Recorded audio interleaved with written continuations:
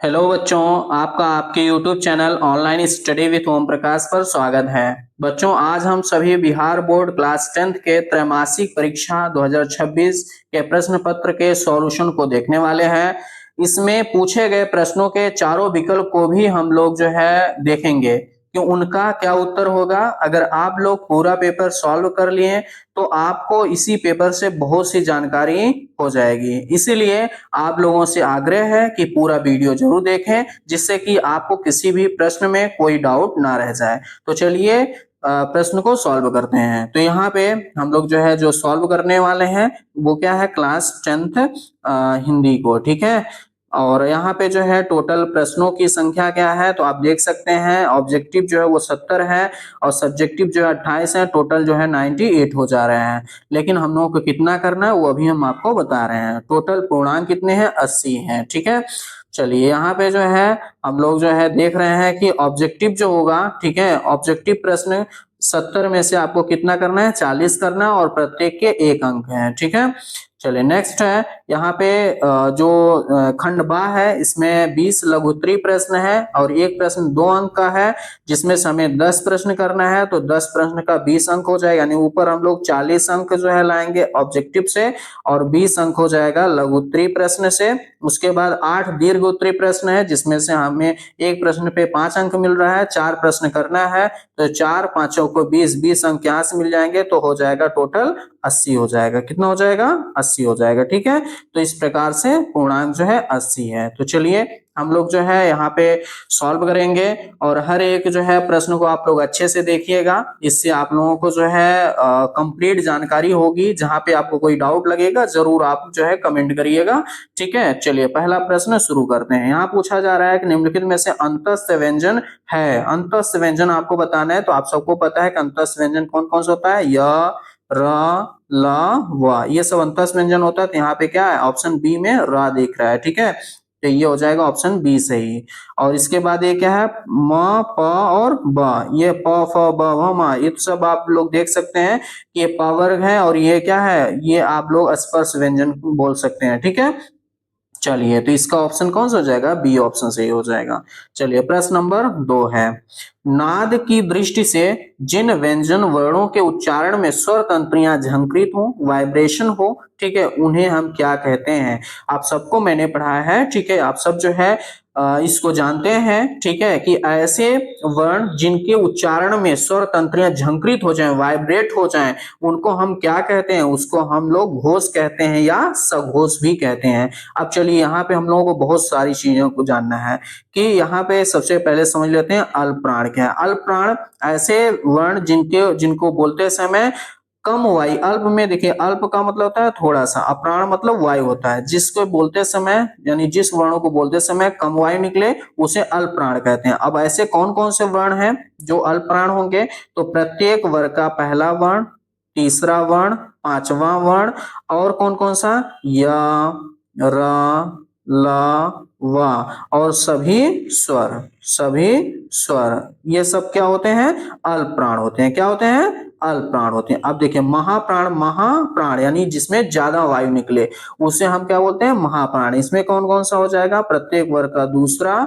चौथा वर्ण और उसके बाद जो है ऊष्मंजन, जैसे तालव्य सा, मूर्धन्य सा, दंत सा और ह, ये हो जाएगा आपके कौन सा, महाप्राण हो जाएगा, ठीक है। नेक्स्ट है घोष। घोष में हम लोग किसको देखेंगे, घोष में कौन कौन सा, घोष या सघोष। इसमें हो जाएगा प्रत्येक वर्ग का तीसरा वर्ण, चौथा वर्ण और पांचवा वर्ण।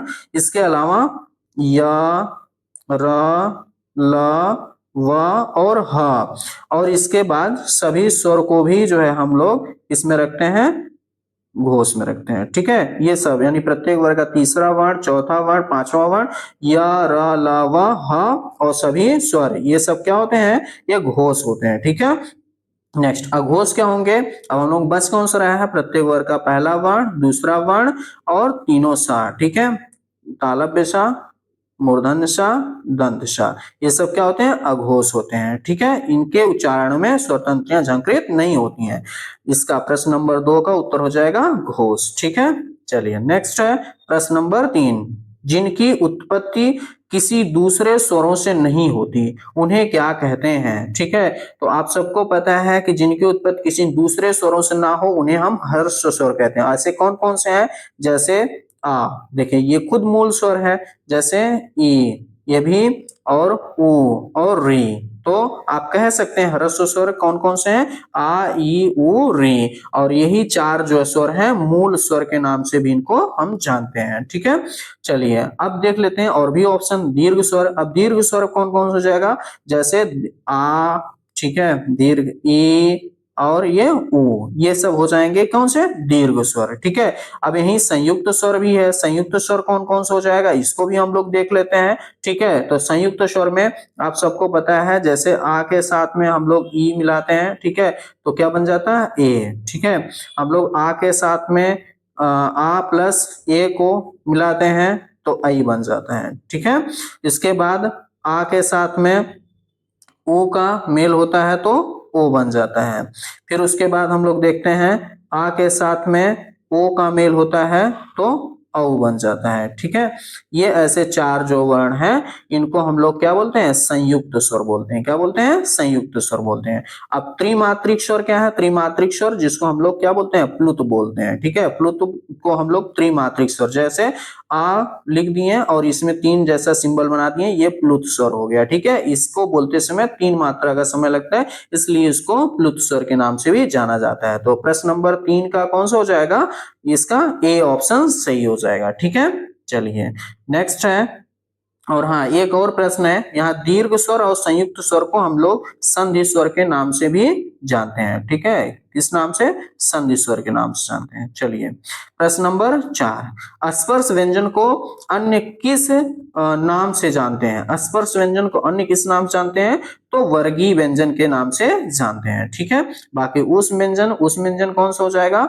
इसमें हो जाएगा आपका तालव्य सा, मूर्धन्य सा, दंत सा और हा। ठीक है, ये उस व्यंजन। अंतस्थ में कौन सा हो जाएगा? य, र, ल, व। और द्विगुण में कौन सा हो जाएगा? जिसके नीचे नीचे यहाँ पे बिंदु लगा हो, ठीक है, उसे हम द्विगुण व्यंजन बोलते हैं। ठीक है, चलिए तो इसका कौन सा हो जाएगा? ऑप्शन 4 का ए ऑप्शन सही हो जाएगा, वर्गीय व्यंजन। ठीक है, चलिए प्रश्न नंबर 5, आ का उच्चारण स्थान है। तो आप सबको पता है कि ह्रस्व आ, दीर्घ आ और का वर्ग, ठीक है, का वर्ग में का, खा, गा, घ, ङ, और उसके बाद किसका? हा और विसर्ग है। ठीक है, विसर्ग कहाँ से बोले जाते हैं? कंठ से बोले जाते हैं। कहाँ से बोले जाते हैं? कंठ से। ठीक है, तो ये कंठ से बोले जाते हैं सब। तो आ का उच्चारण स्थान क्या हो जाएगा? यानी प्रश्न नंबर 5 का इसका हो जाएगा कंठ। ठीक है, अब 4 और दिया गया, इसको भी समझ लेते हैं।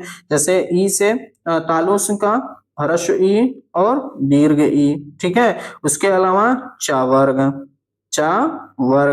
उसके बाद या और ये तालव्य सा, ये सब कहां से बोले जाएंगे? तालु से। ठीक है, नेक्स्ट है मूर्धा, ऋतु रसाणाम मूर्धा, यहाँ से हो जाएगा री, उसके बाद टावर्ग, री टावर्ग, और फिर उसको रा और मूर्धन्य सा, ये सब कहां से बोले जाएंगे? मूर्धा से। ठीक है, एक मस्ता ओष्ठ, उपोष्ठ है, यानी यहाँ पे उपोष्ठ में तो ह्रस्व उ और दीर्घ उ और फिर उसके बाद पवर्ग में प, फ, ब, भ, म, ये सब कहां से बोले जाएंगे? ओष्ठ से।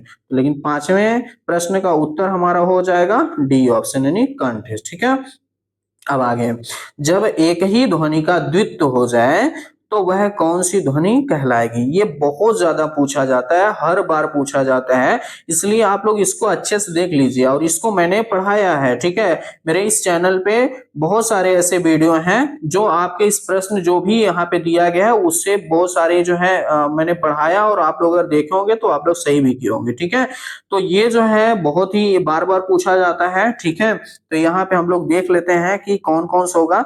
चलिए यहाँ पे हम लोग देख लेते हैं कि कह रहा है कि जब एक ही ध्वनि का द्वित्व हो जाए, द्वित्व मतलब दो हो जाए, ठीक है, मतलब एक ही जैसी ध्वनि जो है जब दो बार हो जाए तो उसे हम क्या कहते हैं? ठीक है, तो उसे हम तो कहते हैं युग्मक। ठीक है, जब आप लोग पढ़े होंगे तो इसको पता होगा। ठीक है, बाकी यहाँ संपृक्त को जान लेते हैं। संपृक्त क्या होता है? जब एक ही ध्वनि दो व्यंजनों से संयुक्त हो जाती है तो उसे हम लोग जो बोलते हैं क्या? संपृक्त। जैसे संबल, ठीक है, जैसे संबल। संबल जो है इसमें सा और बा से मां ध्वनि जो है क्या हो गई है, संयुक्त हो गई है, इसलिए इसको संपृक्त कहेंगे। क्या कहेंगे, संपृक्त। ठीक है, आगे अनुतान। अनुतान को हम लोग सुर लहर के नाम से भी जानते हैं। अनुतान का दूसरा नाम क्या है, सुर लहर। सुर लहर, ये इसका आप लोग देख लिए, यानी सुरों के उतार चढ़ाव को हम लोग सुर लहर कहते हैं। जैसे आप उदाहरण देख लीजिए, जैसे कौन करेगा, कौन करेगा, और एक होता है करेगा कौन। ठीक है, अब इसके उतार चढ़ाव से, इसके उच्चारण में उतार चढ़ाव से ही इसका आपको अर्थ चेंज दिखेगा। कौन करेगा, इसका मतलब पूछा जा रहा है कि कौन व्यक्ति है जो काम को करेगा। दूसरा करेगा कौन, ठीक है, या अर्थात इस काम को कोई नहीं करेगा। ठीक है, यानी यहाँ पे क्या है, अनुतान है या सुरलहर है। ठीक है, चलिए नेक्स्ट है बलाघात। बलाघात क्या होता है कि जब किसी शब्द के उच्चारण में किसी अक्षर पर या किसी स्वर पर जो है बल दिया जाए, उसे हम बलाघात कहते हैं, या इसी को स्वराघात भी बोला जाता है। स्वराघात यानी स्वर पर जो है चोट पहुंचाया, किसी बल दिया जाए, ठीक है, उसको हम स्वराघात भी कहते हैं। जैसे आप यहाँ पे देखोगे, जैसे इक्का, ठीक है, ये लिखा है ना, तो यहाँ पे ये तो हर्ष है ना, लेकिन जब इसको बोला जाएगा तो इस पे बल लगाया जाएगा और इसको दीर्घ ई की तरह पढ़ा जाएगा, जैसे इक्का। ठीक है, ऐसे पढ़ा जाता है। ठीक है, अब जैसे दुख हो, दुख है ना, दुख, यहाँ पे ये हर्ष उ है, लेकिन जब भी इसको पढ़ा जाएगा ना तो इसको दीर्घ उ की तरह पढ़ा, दुख। ठीक है, इस तरीके से, तो यहाँ पे क्या है, बलाघात है। ठीक है, तो अब यहाँ हम लोग प्रश्न नंबर 6 जो है, इसका उत्तर हम लोगों का कौन सा हो जाएगा, डी ऑप्शन। ठीक है, जैसे यहाँ पे हो जाएगा क्या, द्वित्व हो जाएगा। ठीक है, अब इसका उदाहरण जैसे आप लोग देख सकते हैं, जैसे बच्चा, क्या हो जाएगा, बच्चा। तो देखिए चा का यहाँ पे क्या हुआ है, द्वित्व हुआ है, एक ही ध्वनि 2 बार आ चुकी है। ठीक है, जैसे आप लोग और भी देख सकते हैं, पित्त, है ना, पित्त, पित्त होता है ना, त जो है 2 हुआ है ना, यहाँ द्वित्व हुआ है, तो ऐसे जो है आप उदाहरण जो है देख सकते हैं जिसमें युग्मक में है। ठीक है, चलिए प्रश्न नंबर 7। प्रश्न नंबर 7 में क्या पूछा है, निम्नलिखित में से कौन शुद्ध शब्द है। आपको बताना है इसमें कौन सा शुद्ध है। कौतूहल गलत है, कौतूहल गलत है, कौतूहल गलत है, कौतूहल सही है, यानी डी ऑप्शन सही है। ठीक है, चलिए प्रश्न नंबर 8, निम्नलिखित में से कौन अशुद्ध शब्द है। अशुद्ध शब्द बताना है। अद्वितीय शुद्ध है, परिणति शुद्ध है, कुशासन शुद्ध है, द्रवीभूत ये अशुद्ध है। ठीक है, अशुद्ध पूछा है तो यही है, इसका शुद्ध क्या हो जाएगा, द्रवीभूत, द्रवीभूत ये इसका शुद्ध हो जाएगा। ठीक है, चलिए प्रश्न नंबर 9, नी प्लस र शब्दों का संधि क्या होगा। ठीक है, नी प्लस र शब्द मतलब जो है यहाँ पे पदों की संधि क्या होगी, तो इसका हो जाएगा क्या, नीरा हो जाएगा, नहीं, नीरो हो जाएगा, नहीं, नीरा हो जाएगा, नहीं, ऑप्शन सी नीरो हो जाएगा। ठीक है, ये होता क्या है, अब यहाँ आप लोग हम लोग समझ लेते हैं सबसे पहले कि ये कौन सी संधि है, ये है विसर्ग संधि है। क्या है, विसर्ग संधि है। तो होता क्या है कि यहाँ पे पूर्व जो यानी विसर्ग के पूर्व, ठीक है, विसर्ग के पूर्व में जो स्वर होता है, ठीक है, जैसे ऐसे देखिए यहाँ पे लिखा है ना, विसर्ग नी प्लस र, तो ये विसर्ग के पूर्व में स्वर जो है ना, जो ये हर्ष स्वर है वो दीर्घ हो जाएगा। ठीक है, आप ऐसे कर सकते हैं कि जो विसर्ग के पूर्व का जो स्वर है, पूर्व स्वर, वो दीर्घ हो जाएगा। ठीक है, और क्या हो जाएगा, विसर्ग का लोप हो जाएगा, विसर्ग का लोप। ठीक है, मतलब वहां से विसर्ग हट जाएगा। ठीक है, तो आप देख सकते हैं जैसे नीरो में यहाँ पे हर्ष ई है, ठीक है, तो यहाँ पे क्या हो जाएगा, दीर्घ ई, और यहाँ विसर्ग हट जाएगा, बाकी ये रो जुड़ जाएगा, नीरो हो जाएगा, यानी कि ऑप्शन सी सही हो जाएगा प्रश्न नंबर 9 का। ठीक है, चलिए अब इसका एक और उदाहरण देखना चाहे तो आप देख सकते हैं, जैसे नी प्लस रोग। ठीक है, तो इसका हो जाएगा निरोग। ठीक है, क्या हो जाएगा, निरोग। चलिए प्रश्न नंबर 10। ठीक है, इसमें है व्यंजन से स्वर अथवा व्यंजन के मेल से उत्पन्न विकार को हम क्या कहते हैं। तो चलिए हम लोग यहाँ पे देख लेते हैं। अगर स्वर का स्वर से मेल हो, स्वर का स्वर से मेल होता है तो वहां स्वर संधि होगा। ठीक है, वहां क्या होगा, स्वर संधि। लेकिन अगर स्वर और व्यंजन का मेल होगा, स्वर या व्यंजन, स्वर और व्यंजन का मेल हो या व्यंजन स्वर का मेल हो, तो यानी एक व्यंजन जिसमें भी आ जाए वो क्या हो जाएगा, व्यंजन।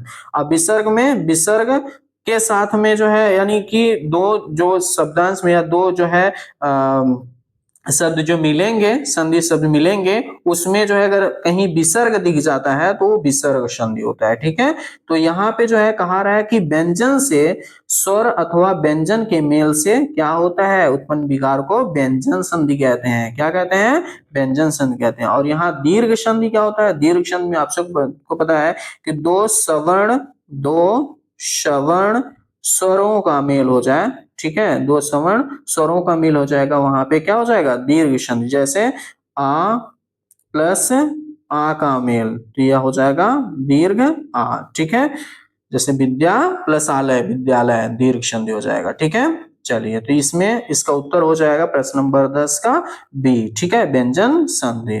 चलिए नेक्स्ट है प्रश्न नंबर 11। विराम का शाब्दिक अर्थ क्या है, विराम का अर्थ क्या क्या, ठहराव, लौटना, दौड़ना, भागना। तो ये सब गलत है, ये सब क्या हो जाएगा, ए ऑप्शन सही हो जाएगा, ठहराव। ठीक है, चलिए नेक्स्ट है 12 नंबर प्रश्न है।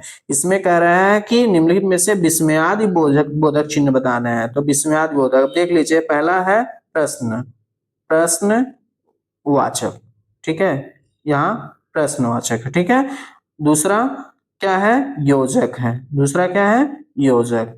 और तीसरा क्या है, पूर्ण विराम, क्या है, पूर्ण विराम है। ठीक है, और लास्ट में चौथा बच रहा है, तो यही क्या हो जाएगा, आपका सही हो जाएगा, विस्मयादि बोधक हो जाएगा। ठीक है, चलिए प्रश्न नंबर 13।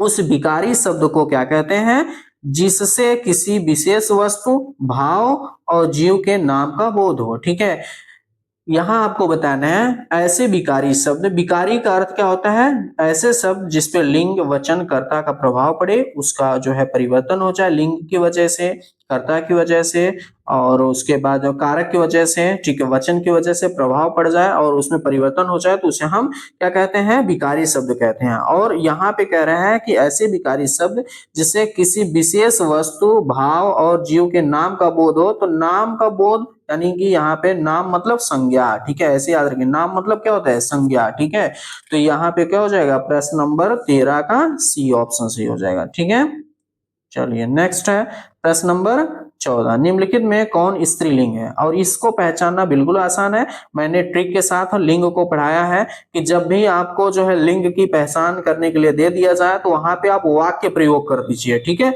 उसके बाद आपको स्पष्ट हो जाएगा इसका लिंग क्या है। तो स्त्रीलिंग पूछा है, हम लोग पूरा जो है वाक्य प्रयोग कर लेते हैं।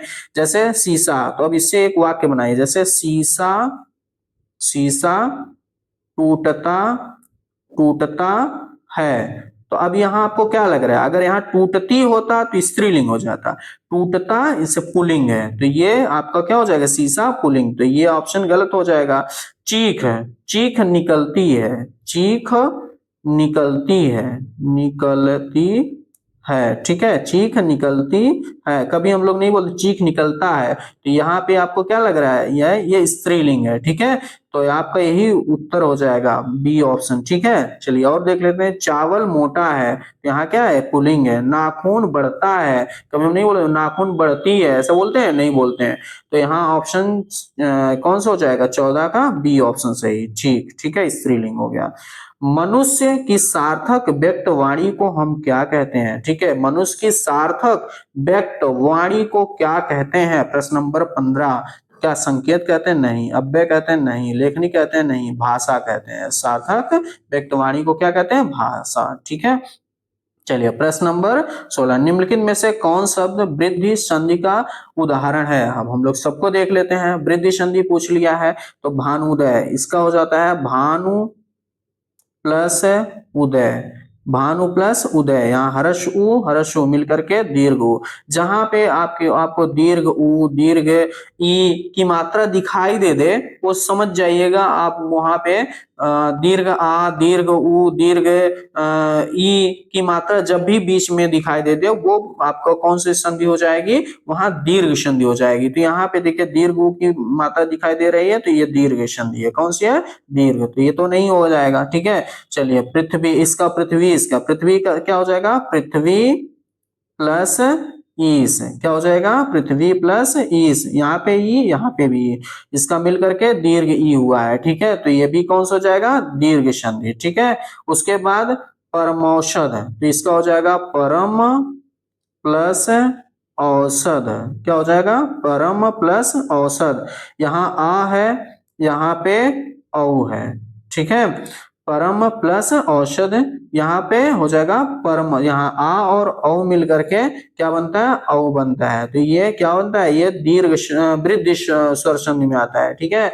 तो ये इसकी पहचान क्या है कि जब भी शिरोरेखा के ऊपर, ठीक है, ऐसे दो लाइन दिखाई दे या दो चोटी दिखाई दे, वो समझ जाइएगा कि वो कौन सी होगी, ये आपकी वृद्धि संधि होगी, ठीक है। तो यहाँ पे देख लीजिए शिरोरेखा के ऊपर दो ऐसे लाइन है ना, दो चोटी है, तो ये वृद्धि संधि है, इसका ऑप्शन सी हो जाएगा, ठीक है। और यहाँ देवर्षि है, देवर्षि में इसका क्या होता है, देव प्लस ऋषि, देव प्लस ऋषि। तो इसमें कौन सी संधि होती है, यहाँ पे गुण स्वर संधि है, कौन सी है, गुण स्वर संधि है, ठीक है। चलिए नेक्स्ट है प्रश्न नंबर 17, मंडल, मंडल किस संज्ञा का उदाहरण है। मंडल यहाँ पे हम लोग देख लेना है कि क्या ये भाववाचक, नहीं, भाववाचक में क्या होगा कि फीलिंग होगी, भाव होगा जिसको हम छू नहीं सकते हैं, ठीक है। जैसे ईमानदारी, ईमानदारी जो है ये क्या है, ये एक भाव है, ठीक है, ये कौन सा हो जाएगा, भाववाचक संज्ञा। उसके बाद जो है मंडल, मंडल समूह का बोध कराता है, ठीक है। तो यहाँ पे जैसे यहाँ पे आप लोग जो है इसको मंडल में, इसका आपका उत्तर 17 का हो जाएगा, बी ऑप्शन सही है, ठीक है। अब द्रव्यवाचक क्या होता है, द्रव्यवाचक में जहां पे नाप तौल वाली वस्तु हो, नाप और तौल वाली वस्तु हो, ठीक है, उसको हम लोग क्या बोलते हैं, द्रव्यवाचक। इसमें कौन कौन सा आ जाएगा, जैसे सोना चांदी, सोना चांदी, दूध, ठीक है, आदि ऐसे जो शब्द होते हैं वो द्रव्यवाचक में आ जाएंगे। व्यक्तिवाचक, किसी विशेष व्यक्ति, स्थान, वस्तु का नाम हो उसे हम व्यक्तिवाचक, जैसे राम हो गया, श्याम हो गया, गीता हो गई, सीता हो गई, ये सब क्या हो, व्यक्तिवाचक में आ जाएंगे, ठीक है। तो प्रश्न नंबर 17 का बी ऑप्शन सही होगा, समूहवाचक, ठीक है। चलिए नेक्स्ट है प्रश्न नंबर 18, प्रश्न नंबर 18 में हम लोग देखते हैं कि घनश्याम किस समास का उदाहरण है। बहुत ही इंपॉर्टेंट है, ठीक है, और बहुत कंफ्यूजन वाला है। अच्छी बात है कि यहाँ पे एक ऑप्शन बहुव्रीहि का नहीं दिया, नहीं तो आप लोग कंफ्यूज जाते। तो चलिए हम लोग इसको देख लेते हैं कि इसमें क्या होगा, घनश्याम। इसमें घनश्याम में देखिए सबसे पहले देखें कर्मधारय क्या होता है। कर्मधारय में क्या होता है कि एक विशेषण, एक विशेषण जिसमें विशेषण और विशेष्य की भावना, मतलब जो है एक विशेषण हो और एक क्या हो, विशेष्य हो, ठीक है। तो वहां पे कौन सा होगा, कर्मधारय होगा। तो वहां पे देख सकते हैं या तो पहले विशेष्य होगा बाद में विशेषण, या तो पहले विशेषण बाद में विशेष।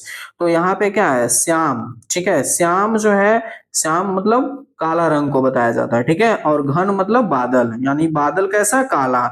तो यहाँ पे क्या हो जाएगा, यहाँ पे विशेषण विशेष, यानी पहले घन, घन मतलब बादल, और श्याम मतलब जो हो गया क्या, काला। तो यहाँ पे जो है पहले घन बादल भी है, विशेष हो गया, और श्याम जो विशेषण हो गया, ठीक है, यानी विशेष विशेषण है तो कर्मधारय हो जाएगा, ठीक है। तो इसका 18 का ऑप्शन कौन सा हो जाएगा, ये कर्मधारय। लेकिन अगर यहीं पे बहुव्रीहि दे दिया जाता तो घनश्याम जो है कृष्ण के लिए भी यूज किया जाता है, घनश्याम, ठीक है, अर्थात कौन, कृष्ण भगवान, ठीक है। तो कृष्ण दिया जाता, तो जब अर्थात कृष्ण की बात आती तो बहुव्रीहि हो जाता, क्या हो जाता है, बहुव्रीहि हो जाता है, ठीक है। तो यहाँ पे नहीं दिया है तो इसलिए इसका क्या हो जाएगा, कर्मधारय हो जाएगा, ठीक है। अब अव्ययी भाव समास, अव्ययी भाव समास की पहचान क्या है, तो इसको आप लोग देख लीजिए, जिस किसी भी शब्द के पूर्व में या पहला पद जो है उसमें यथा लिखा हो, ठीक है, उसके बाद जो है प्रति लिखा हो, ठीक है, यथा हुआ, प्रति हुआ, भर हुआ, ठीक है, और आ जाए, तो ये सब जो है अव्ययी भाव की पहचान है। जैसे यथाक्रम, जैसे यथाक्रम, ठीक है, जैसे प्रत्येक, जैसे क्या हो गया, प्रत्येक, या आप जो है प्रतिवर्ष, ठीक है, प्रतिदिन, भरपेट, भर पेट, ये सब किसका उदाहरण है, अव्ययी भाव समास का है, ठीक है। उसके बाद द्विगु समास, द्विगु समास क्या है, पूर्व पद जो है, पूर्व पद संख्यावाची हो, कैसा हो, संख्यावाची हो, ठीक है। जैसे त्रिभुज, त्रिभुज, त्रिभुज में क्या है, तीन भुजा है ना, यहाँ संख्यावाची। जैसे चौराहा, चौराहा में चार राह, ठीक है, चौराहा, तो इसमें हो जाएगा चौराहा में चार आ रहा है, तो ये हो जाएगा द्विगु समास। और देखो नए तत्पुरुष समास, नए तत्पुरुष समास से बहुत ज्यादा पूछा जाता है, इसको सुन ले, जिसका पूर्व पद कैसा हो, नकारात्मक हो, नकारात्मक हो, उसको हम लोग नई तत्पुरुष कहते हैं। जैसे अप्रिय, अप्रिय, अप्रिय मतलब न प्रिय, न प्रिय, ठीक है। अप्रिय मतलब जो न प्रिय हो, ठीक है। जैसे अलग, अलग, इसका हो जाएगा न लग, ठीक है। उसके जैसे अमंगल तो न मंगल, ठीक है। तो नए तत्पुरुष, तो इसका 18 का कौन सा हो जाएगा, ए ऑप्शन सही हो जाएगा, ठीक है। चलिए आगे है व्यय मुक्त का समास विग्रह है। व्यय मुक्त का, व्यय से मुक्त, इसका हो जाएगा अपादान तत्पुरुष। इसका क्या हो जाएगा, अपादान तत्पुरुष, ठीक है। अपादान तत्पुरुष, ठीक है। अगर आप लोगों को वीडियो अच्छा लग रहा हो तो आप लोग कमेंट करिए और उसके बाद जो लाइक करिए, ठीक है। चलिए नेक्स्ट देखते हैं प्रश्न नंबर 20, निम्नलिखित में से कौन सर्वनाम नहीं है, ठीक है। यहाँ पे देखना है निम्नलिखित में से कौन जो है सर्वनाम नहीं है। तो सर्वनाम में देखिए, वह भी सर्वनाम है, आप भी सर्वनाम, यह भी सर्वनाम है, लेकिन ये क्या है, संज्ञा है। ये क्या है, संज्ञा है, ठीक है। तो अब देखिए, अगर आपसे कोई पूछ ले कि वह कौन सा सर्वनाम है, तो ये अन्य पुरुष, अन्य, अन्य जो है क्या है यहाँ पे, अन्य पुरुष है, ठीक है, अन्य पुरुष है। आप जो है कौन सा है, मध्यम पुरुष है। कौन सा है, मध्यम पुरुष है। और यह कौन सा है, ये भी अन्य पुरुष है। ये भी क्या है, अन्य पुरुष है, ठीक है। चलिए नेक्स्ट है, तो इसका कौन सा ऑप्शन हो जाएगा, सी ऑप्शन, राधा, ठीक है। राधा क्या हो जाएगी यहाँ पे, संज्ञा है, बाकी तीनों क्या है, सर्वनाम है, ठीक है। चलिए प्रश्न नंबर 21, मेरा नौकर कामचोर है, इसमें विशेषण बताना है, ठीक है। तो इसमें देखिए, मेरा नौकर है कामचोर, तो यहाँ पे मेरा नौकर कामचोर है, तो इसमें आपको कामचोर जो है यही क्या है, विशेषण है, ठीक है। चलिए नेक्स्ट है, यह गाय अच्छी है, इस यह वाक्य किस विशेषण का उदाहरण है। तो यहाँ पे जो यह है ना, यह गाय, यह जो है सर्वनाम है, तो यह सार्वनामिक विशेषण होता है, ठीक है। चलिए नेक्स्ट है प्रश्न नंबर 23, ऐसे शब्द जो संस्कृत और प्राकृत से विकृत होकर के हिंदी में आए हैं, उन्हें हम लोग क्या कहते हैं। जब विकृत हो जाए तो उसे हम तद्भव कहते हैं। क्या कहते हैं, तद्भव कहते हैं। अब विकृत ना होकर के जैसे वैसे आ जाए उसे हम तत्सम कहते हैं, ठीक है। तो प्रश्न नंबर 23 का डी ऑप्शन सही होगा। अब विदेशी क्या है, जैसे अंग्रेजी, अरबी, फारसी, उर्दू के शब्द जो होते हैं वो विदेशी होते हैं। देशज क्या होते हैं, जिसके स्रोत का कोई पता नहीं होता है, वो देशज होते हैं जो हमारे देश के शब्द होते हैं, ठीक है। चलिए नेक्स्ट है प्रश्न नंबर 24, कोई देख लेगा, इसमें कोई किस सर्वनाम को उदाहरण, देखिए कोई निश्चयवाचक नहीं, कोई अनिश्चय, हाँ अनिश्चय है, क्योंकि यहाँ पे अनिश्चितता का बोध, कोई कौन है नहीं पता, कोई, ठीक है। तो अनिश्चयवाचक सर्वनाम, इसका 24 का बी हो जाएगा, ठीक है। चलिए नेक्स्ट है 25, शिकारी ने बाघ मारा, इस वाक्य में कौन कारक है। शिकारी ने बाघ मारा, तो शिकारी ने बाघ मारा, या आप बोल सकते हैं शिकारी ने बाघ को मारा, बाघ को मारा। तो कर्ता ने कर्म को, तो कर्म को, ठीक है। यहाँ हो जाएगा 25 का ये ऑप्शन, कर्म, ठीक है। नेक्स्ट है में पर किस कारक की विभक्तियां हैं। में पर किस में आता है, तो में पर जो होता है वो अधिकरण में आता है, अधिकरण में पर आता है। अब देख लेते हैं बाकी में भी संबंध में क्या होता है, का, की, के, रा, री, रे, ये संबंध हो जाता है। उसके बाद अपादान में कौन सा होता है, अपादान में आप सबको पता है कि से आएगा, और वो भी अलग के सेंस में आएगा। किसके सेंस में, अलग। जैसे वृक्ष से पत्ता गिरता है, तो वृक्ष से पत्ता अलग हो रहा है, तो यहाँ पे अपादान होगा। संबोधन में हे, अरे, ये सब जो होता है, ठीक है। तो इसका हो जाएगा 26 का अधिकरण सी, ठीक है। चलिए 27 नंबर का देखते हैं, निम्नलिखित में से कौन करण तत्पुरुष समास का उदाहरण है।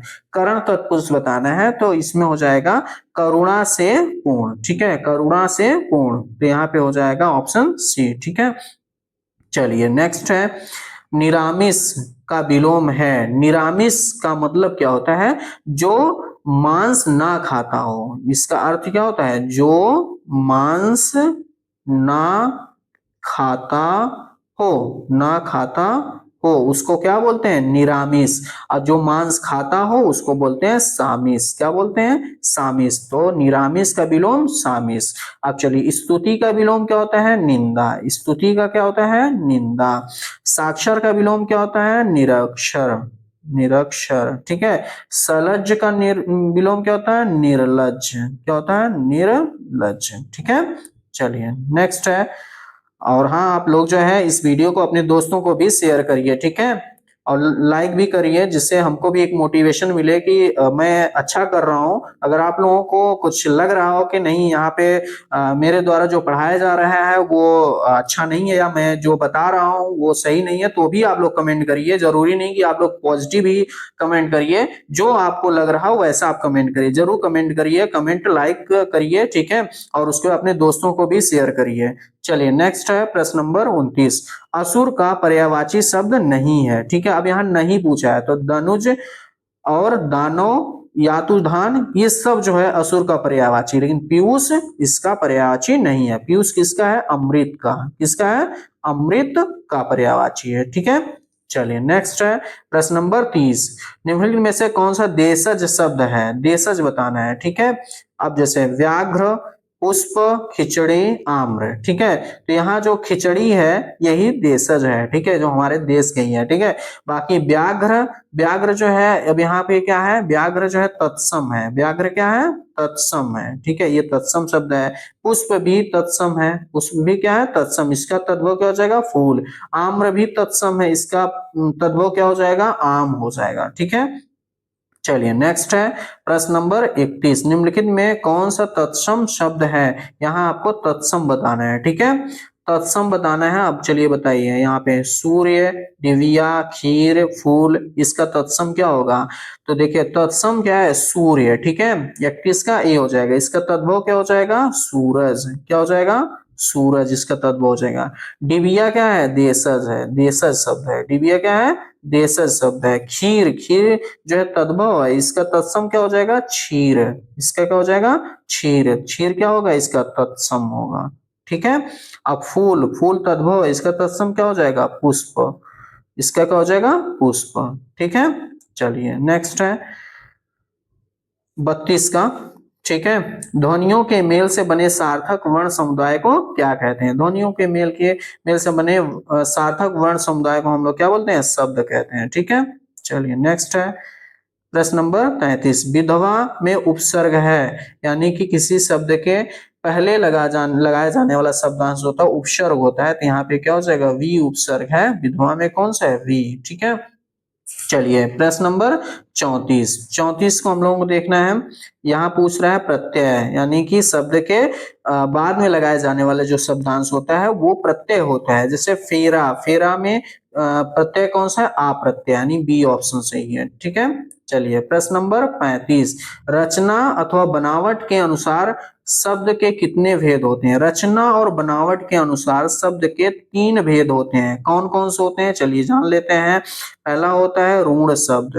ऋण शब्द में जैसे पानी, पानी हो गया ऋण शब्द। दूसरा होता है यौगिक शब्द, यौगिक शब्द जैसे विद्यालय, ठीक है। इसमें क्या है, विद्या प्लस आलय मिलकर के बना है विद्यालय, ठीक है। ये हो गया क्या, यौगिक। फिर उसके बाद होता है योग ऋण, ठीक है। योग भी हो लेकिन वो किसी के लिए ऋण हो, जैसे जलज। क्या हो गया, जलज। जलज किसके लिए होता है, कमल के लिए कहा जाता है, कमल के लिए ये ऋण हुआ है, ठीक है। तो हो जाएगा ये 3, ठीक है। तो इसका उत्तर हो जाएगा ऑप्शन बी, 35 का ऑप्शन बी 3, ठीक है। चलिए नेक्स्ट है 36 का दही वाली मंगमा। ये आपके इसके वर्णिका से प्रश्न आया है। इसको आप लिख दीजिए, दही वाली मंगमा किस भाषा की कहानी है। तो दही वाली मंगमा जो है ये आपका कन्नड़ भाषा की कहानी है। किसकी है, कन्नड़ भाषा की है, ठीक है। चलिए नेक्स्ट है प्रश्न नंबर 37। लेखक श्रीनिवास का जन्म किस राज्य में हुआ था, ठीक है। ये भी उसी मतलब जो है दही वाली मंगमा के लेखक हैं, ठीक है। तो ये कहाँ के, मतलब इनका जन्म कहाँ हुआ था, तो कर्नाटक में हुआ था। कहाँ हुआ था, कर्नाटक में, ठीक है। चलिए आगे है प्रश्न नंबर 38। मंगमा की बहू का नाम क्या था, तो ऑप्शन सी नंजमा था, ठीक है। चलिए नेक्स्ट है नेक्स्ट प्रश्न है 39। गुरु ग्रंथ साहिब का संग्रह किसने किया? गुरु ग्रंथ साहिब का संग्रह किसने किया है? ठीक है, तो आपको बताना है कि किसने किया है। तो गुरु अर्जुन देव ने किया। और कब किया है? तो 1604 ईस्वी में किया है। कब किया है? 1604 ईस्वी में किया है। ठीक है, चलिए प्रश्न नंबर 40। निम्नलिखित में कवि रस खान की रचना है। कवि रस खान की रचना कौन कौन सी है? प्रेम वाटिका और सुजान रस खान, ये दोनों रचनाएं जो हैं वो किसकी हैं?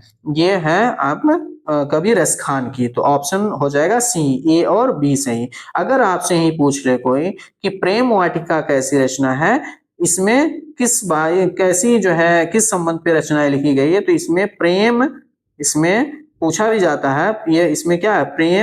निरूपण प्रेम निरूपण संबंधी संबंधी रचना होती है। ये कौन सी? प्रेम निरूपण संबंधी रचना। और सुजान रस खान, तो इसमें है भक्ति कृष्ण भक्ति संबंधी जो है रचना है। ठीक है, ये याद रखना है आप लोगों को, ये परीक्षा में पूछा भी गया है और पूछा भी जा सकता है। प्रेम वाटिका प्रेम संबंधी, कि इसमें प्रेम आया तो इसलिए आप लोग याद रखिएगा प्रेम निरूपण संबंधी रचना। और सुजान रस खान में क्या है? कृष्ण भक्ति संबंधी रचना है। ठीक है, चलिए आगे हम लोग देखते हैं। और यहाँ सुजान सागर किसकी रचना? सुजान सागर जो है वो घनानंद की है। किसकी? घनानंद की। ठीक है, चलिए आगे हम लोग देखते हैं। इसका क्या हो जाएगा? 40 का सी सही हो जाएगा। चलिए नेक्स्ट है दही वाली मंगमा शीर्षक पाठ की विधा क्या है? तो ये क्या है? कहानी है। ठीक है, चलिए नेक्स्ट है प्रश्न नंबर 42। प्रश्न नंबर 42 को हम लोग देखना है कि निम्नलिखित में कौन कवि दिल्ली के पठान राजवंश में उत्पन्न हुए थे? तो दिल्ली के पठान राजवंश में उत्पन्न हुए थे कौन? तो रस खान थे। ठीक है, चलिए नेक्स्ट है निशांक शब्द का अर्थ है। निशांक का अर्थ क्या है? यानी जिसमें कोई शंका ना हो, यानी शंका मुक्त। ठीक है, शंका मुक्त। प्रश्न नंबर 43 का डी ऑप्शन सही है, शंका मुक्त। चलिए यहाँ है 44 का अति शुद्ध। ऐसे ही आप ना जो पढ़े होंगे तो आपको तुरंत जो है जैसे अति बोलेंगे तो अगला जो शब्द आ जाएगा अति शुद्ध हो। ठीक है, अति शुद्ध हो सने को मार्ग है। अति शुद्ध सने को मार्ग है, किसकी है? इस किसकी रचना है? घनानंद की। किसकी है? घनानंद की है। ठीक है, तो इसका ऑप्शन हो जाएगा बी सही। ठीक है, चलिए नेक्स्ट है 45 का गुरु नानक हिंदी के किस भक्ति धारा के कवि हैं?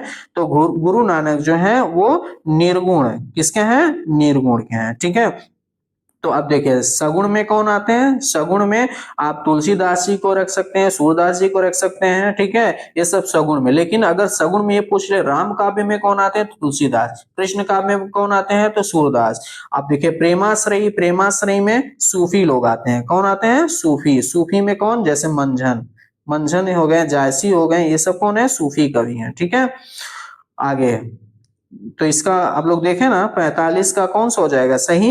ए ऑप्शन हो जाएगा निर्गुण। ठीक है, चलिए नेक्स्ट है 46। शिखा शब्द का अर्थ क्या है? शिखा शब्द का अर्थ क्या है? स्पर्श, जंतु, जनेऊ या चोटी?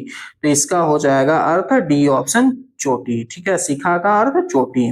चलिए नेक्स्ट है प्रश्न नंबर 47। रसखान किनके भक्त थे? तो रसखान जो है कृष्ण के भक्त थे। ठीक है, चलिए नेक्स्ट है गुरु नानक का जन्म कब हुआ? गुरु नानक का जन्म कब हुआ था? तो 1469 ईस्वी में हुआ था। कहाँ हुआ था? तो तलवंडी ग्राम में हुआ था। कहाँ हुआ था? तलवंडी ग्राम में हुआ था। और ये कहाँ पड़ता है? लाहौर में पड़ता है। कहाँ पड़ता है? लाहौर में, जो अब पाकिस्तान में है। ठीक है, तो इसका ऑप्शन हो जाएगा डी। ठीक है, 1469 ईस्वी में। ठीक है, चलिए 49 का है घनानंद रचित अत्यंत प्रसिद्ध क्या है? घनानंद रचित अत्यंत प्रसिद्ध क्या है? तो शवैया है, घनाक्षरी, ये दोनों है। ऑप्शन सी हो जाएगा, ए और बी दोनों। ठीक है, चलिए नेक्स्ट है प्रश्न नंबर 50। ठीक है, सिख धर्म का प्रवर्तन किसने किया? तो सिख धर्म का प्रवर्तन जो है वो गुरु नानक जी ने किया था। ठीक है, चलिए नेक्स्ट है प्रश्न नंबर 51। घनानंद कैसे कवि हैं? तो घनानंद जो है वो रीति मुक्त कवि हैं। देखिए रीति काल में तीन तरह के होते हैं, रीतिबद्ध, रीति मुक्त, रीति सिद्ध। ठीक है, तो घनानंद जी हैं रीति मुक्त कवि। अगर आपसे कोई पूछ ले कि रीति सिद्ध कवि कौन है, तो आप बोल सकते हैं बिहारी लाल। कौन? बिहारी लाल। बिहारी लाल जी हैं किसके? रीति सिद्ध कवि हैं। और रीतिबद्ध कवि बताइए, तो रीतिबद्ध कवि में आप भूषण को ले सकते हैं। ठीक है, आप मतीराम को ले सकते हैं, मतीराम। ये सब जो है रीतिबद्ध कवि हैं। ठीक है, चलिए, तो यहाँ पे पूछा है कि घनानंद कैसे कवि हैं, तो रीति मुक्त कवि हैं। ठीक है, चलिए नेक्स्ट प्रश्न नंबर 52। गुरु नानक के अनुसार वाणी कब विष के समान हो जाती है? क्या राम नाम के बिना, धन के बिना, प्रभाव के बिना, यात्रा के बिना? आप सब पढ़े हैं इसको। ठीक है, बताइए इसका क्या हो जाएगा? ऑप्शन ए, राम नाम के बिना। ठीक है, चलिए नेक्स्ट प्रश्न नंबर 53। कवि रसखान ने माली मालिन किसे कहा है? तो क्या शिव पार्वती, गणेश लक्ष्मी, विष्णु लक्ष्मी, राधा कृष्ण या कृष्ण राधा? तो आप सब जो है जानते हैं कि माली मालिन किसको? कृष्ण और राधा को कहा है। ठीक है, चलिए आगे है प्रश्न नंबर 54। घनानंद विराग होने पर कहाँ चले गए? घनानंद जी विराग होकर के कहाँ चले गए थे? वृंदावन चले गए थे। ठीक है, चलिए नेक्स्ट है, सुधा शब्द का अर्थ है? सुधा का अर्थ होता है अमृत। ठीक है, प्रश्न नंबर 55 का डी ऑप्शन सही है। आगे है, रसिकेल वल्ली किसकी रचना है? रसिकेल वल्ली किसकी रचना है? तो यह है घनानंद की। घनानंद की और रचनाएं कौन कौन सी हैं? जैसे सुजान, सुजान सागर, सुजान सागर, और विरह, विरह लीला, विरह लीला। ये किसकी रचना है? ये घनानंद की रचना है। ठीक है, चलिए 57। बाबा साहेब भीमराव अंबेडकर का जन्म किस परिवार में हुआ था? तो आप सबको पता है दलित परिवार में हुआ था। ठीक है, चलिए नेक्स्ट है 58। ठीक है, इसका आप लोग बताना है 58 का। भारत से हम भारत से हम क्या सीखें शीर्षक पाठ की विधा है? तो ये क्या है? ये है प्रश्न नंबर 58 का। इसका उत्तर हो जाएगा निबंध। और अगर ये इसमें कहीं प्रश्न में भाषण दे दे, मतलब इसका उत्तर दे दे भाषण, तो भाषण भी सही है। ठीक है, निबंध और भाषण दोनों सही है। ये किसकी रचना है? तो मैक्स मूलर की है। किसकी है? Max Muller. ठीक है, मैक्स मूलर की रचना है। ठीक है, ये निबंध और भाषण दोनों सही है। ठीक है, अगर ऑप्शन में रहे तो दोनों को आप सही करिएगा। ठीक है, 59। मदन पड़ोस के आवारा गर्द छोकरों के साथ क्या कर रहा था?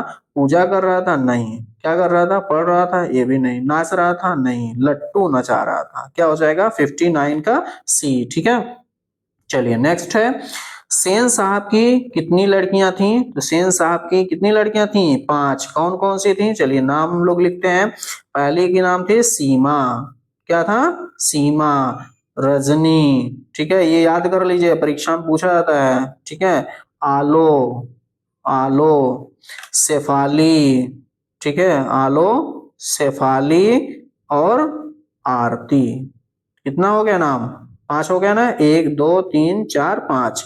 तो इसका उत्तर हो जाएगा डी 5। ठीक है, चलिए नेक्स्ट है, उच्चतर शिक्षा के लिए भीमराव अंबेडकर कहाँ गए थे? क्या नेपाल? नहीं। चीन? नहीं। ब्राजील? नहीं। इंग्लैंड गए थे। प्रश्न नंबर 61 का डी ऑप्शन सही है। ठीक है, चलिए नेक्स्ट है, शाहनामा का रचना काल है? शाहनामा किसकी रचना है? तो फिरदौसी की है। किसकी है? फिरदौसी की रचना है। और ये फारसी भाषा में लिखी गई है। किसमें? यह है फारसी के। इसमें किस भाषा में है लिखी गई? तो एक मिनट, फारसी भाषा में। किस भाषा में है? फारसी भाषा में लिखी गई। फारसी भाषा में लिखी गई है। रचनाकार कौन है? फिरदौसी हैं। और कब लिखी गई है? 10वीं 11वीं सदी में लिखी गई शाहनामा। चलिए नेक्स्ट है 63। वारेन हेस्टिंग कहाँ का गवर्नर जनरल था? तो वारेन हेस्टिंग जो है वो भारत का गवर्नर जनरल था। कहाँ का था? भारत का। ठीक है, चलिए 64। विष के दांत शीर्षक कहानी में सेन साहब खोखा को क्या बनाना चाहते थे? तो डॉक्टर? नहीं। कलेक्टर? नहीं। पत्रकार? नहीं। क्या? इंजीनियर बनाना चाहते थे। तभी तो वो जो है कुछ न कुछ तोड़ फोड़ करता रहता था हमेशा। चलिए नेक्स्ट है 65। The caste in India their mechanism, किसकी रचना है? Doctor Bhimrao Ambedkar, Max Muller, Amarkant, Gunakar, Mullen. इसकी है ऑप्शन ए, मतलब ये सही हो जाएगा डॉक्टर भीमराव अंबेडकर की। ठीक है, चलिए नेक्स्ट है अगला है प्रश्न 66। ठीक है, चलिए हम लोग जो है अब करीब पहुंच रहे हैं, अंत की तरफ पहुंच रहे हैं। ठीक है, और आप लोग जो है वीडियो को लाइक कर दीजिए, फिर उसके बाद हम लोग जो है इसमें पूरा कंप्लीट कर लेते हैं। कहीं भी आपको डाउट लगेगा तो जरूर कमेंट करिएगा। अकस्मात शब्द का अर्थ है, ठीक है, अकस्मात शब्द का अर्थ है क्या? भाईचारा, अचानक, अपनी इच्छा, विपरीत। आप सबको पता है अकस्मात मतलब अचानक होता है। ठीक है, चलिए नेक्स्ट है 67। नलिन बिलोचन शर्मा का जन्म कब हुआ था? तो नलिन बिलोचन शर्मा का जन्म 18 फरवरी 1916 ईस्वी को हुआ था। ऑप्शन ए सही है। ठीक है, चलिए नेक्स्ट है मैक्स मुलर के अनुसार सर्वविदित संपदा प्राकृतिक सौंदर्य से परिपूर्ण कौन सा देश है? तो सर्वविदित संपदा प्राकृतिक सौंदर्य से भरपूर जो है हमारा भारत है। ठीक है, यानी बी ऑप्शन सही है, भारत। चलिए नेक्स्ट है 69। हकर्स कौन थे? तो हकर्स एक वनस्पति वैज्ञानिक थे। ठीक है, चलिए नेक्स्ट और आखिरी प्रश्न है। ठीक है, भीमराव अंबेडकर के अनुसार जाति प्रथा पेशे का कैसा निर्धारण करती है? क्या उपयुक्त है, दोषपूर्ण है, त्रुटि रहित है, तर्कसम्मत है, कैसा है? तो ये बी ऑप्शन से हो जाएगा दोषपूर्ण। चलिए आज हम लोगों ने 70 प्रश्न को किया है। आप लोग जो है सबसे पहले आप लोग देखिएगा कितने आपको सही हुआ है, तो कमेंट करके जरूर बताइएगा कि आपने कितना सही किया है। ठीक है, मतलब 70 में से आप लोगों ने कितना सही है। वैसे तो आप लोगों को 40 प्रश्न करना था, लेकिन आप लोग इस 70 प्रश्न को जरूर ऐसे भी कर लीजिएगा, जिससे आपको ये पता चल जाए कि आप इस 70 प्रश्नों में कितने प्रश्न जो है अच्छे से आप कर पा रहे हैं, कितना सही हो रहा है, कितना गलत हो रहा है। ठीक है, अगर इसमें कहीं पे भी कोई डाउट रहा हो तो जरूर जो है कमेंट करिएगा। वीडियो अच्छा लगा हो तो लाइक करिए, कमेंट करिए, अपने दोस्तों को भी शेयर करिए। बस आज के लिए इतना ही, धन्यवाद।